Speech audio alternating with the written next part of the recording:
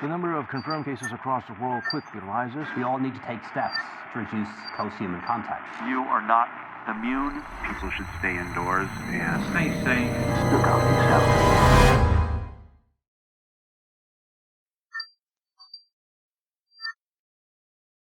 Hey guys, welcome back. This is Tom, and this is still the ApocaLICKse chapter 2. And we are going to get started in the second guitar solo in this chapter right now. So here is the opening section.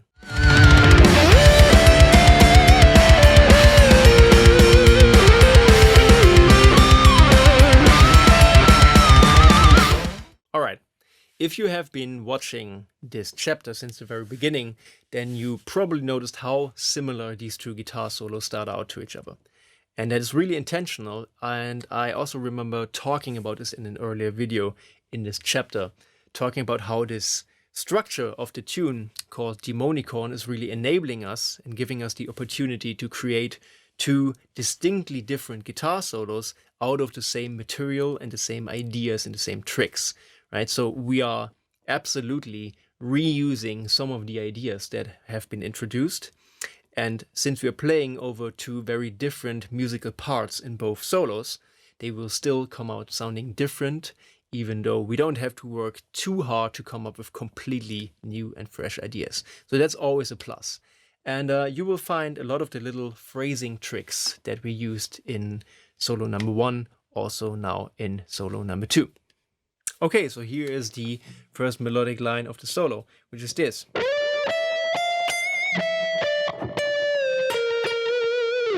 So first one is E on the 17th fret on the B string. And we're using the ring finger, sliding into it from below. You can see how my left hand index finger is once again blocking all of those surrounding strings. And then we go up to F sharp on the 14th fret on the high E string. And then to G on the 15th fret, which is being played 2 times. Second time we have a little bit of a pinch harmonic for extra emphasis. Back to F sharp, back to E on the B string, and now we are fretting with the index finger the 15th fret, which is D, but we're bending it up to the pitch of E, and we are letting it return slowly, and only at the very end we hear the pitch of D. So. And then the last note will be C, played 2 times, just like the G here on top. So 2 downstrokes. And the second one will have a little bit of a pinch harmonic and vibrato.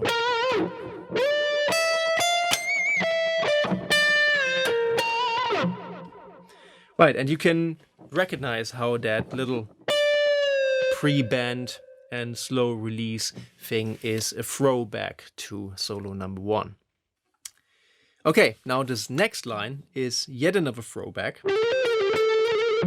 And this is a throwback to the first chapter, to The Unborn Truth. We start on the G string, 14th fret, and then pick that with a downstroke, hammer onto the 16th, hammer onto the 17th fret, then go up to the B string, 15th fret, which we pluck with the middle finger.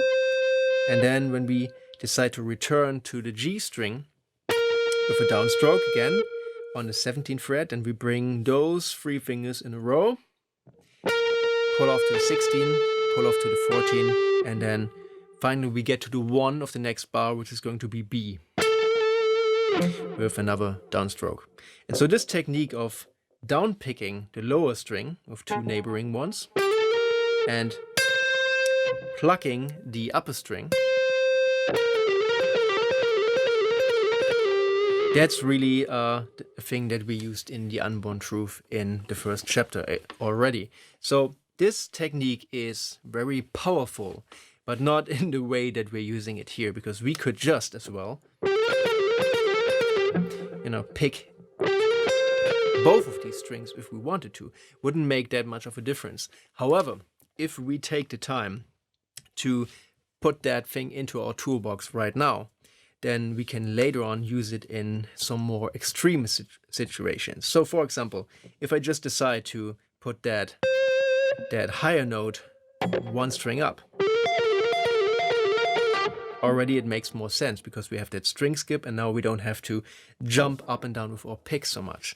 And the more strings we put in between the lower and the higher one, the more sense it makes. For example, if I just play something random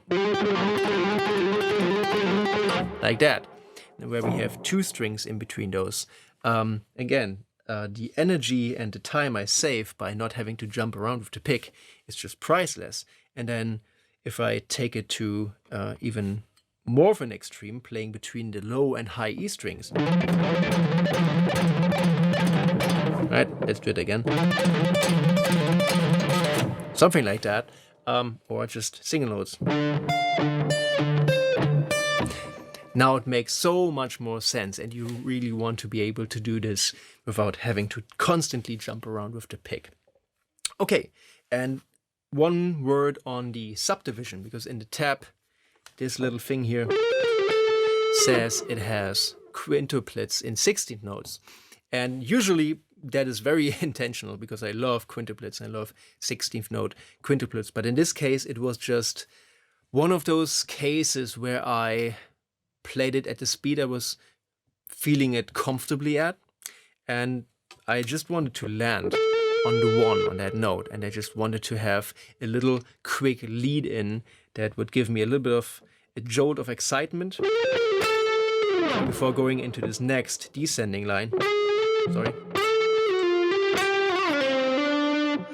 And would introduce that descending line. And so it ended up being 16th note quintuplets without any intention, right? So don't spend your time practicing these 16th note quintuplets until you get them absolutely perfect in this lick. It's really not the place for that, right? It happened, it's 16th note quintuplets apparently, but it is really not so important whether it's 16 notes or 16 note quintuplets. It is really important in other parts of the solo, but really not here. So take that with a grain of salt. And then we go into that last descending line, which I already hinted at. And this is really having a ton of different phrasing ideas.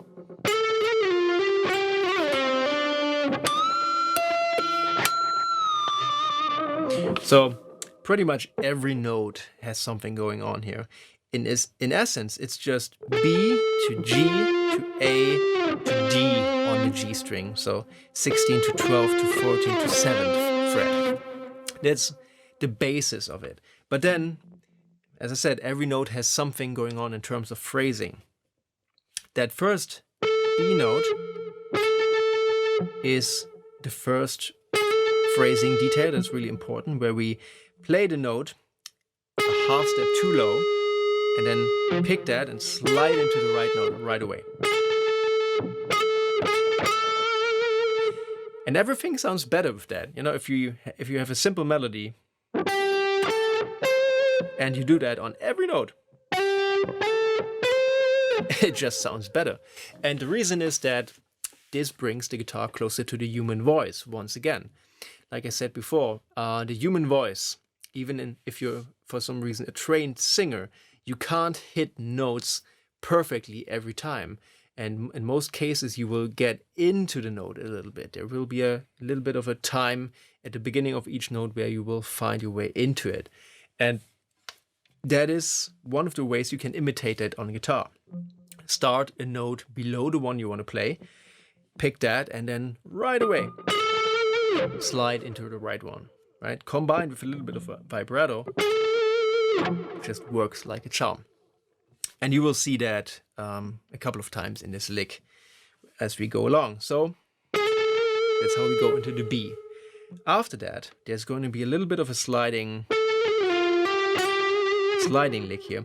And it's difficult to explain because this is really a thing that is different every time I play it. I think the way I transcribed it is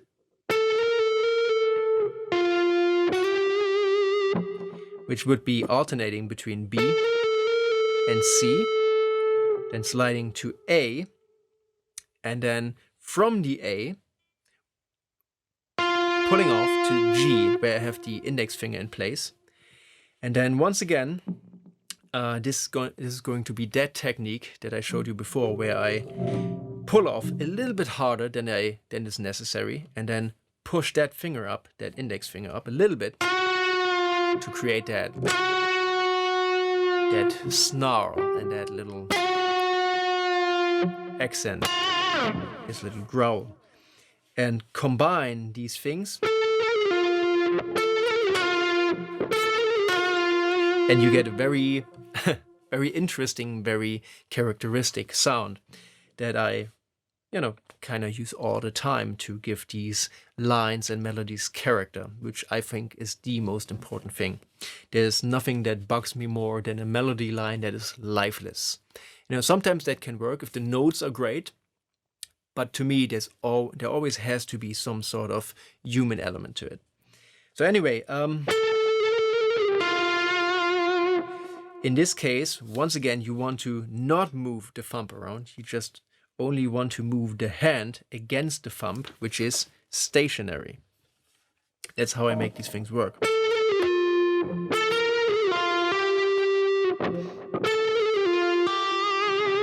Right? So for the sliding thing, the thumb stays stationary, like I said. And then at the end, when we go into the hammer-on thing, then you can move the thumb around to get into the best possible position for that. So yeah. And then back to A, where we do this technique of sliding into the note from below once again, with a little bit of a pinch harmonic here. And then after the pinch harmonic, I slide from the 14th fret to the 9th fret, from A to E. And once again, same idea, I will be not staying on that E very long, it's just a couple of milliseconds.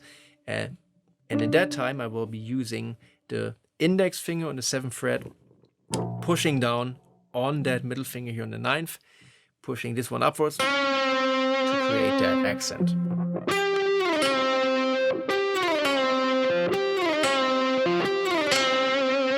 Well, I don't want to overdo it, but you could maybe think of that E note here as just a vehicle for that accent. Right? This is not a note that we want to actually be able to hear.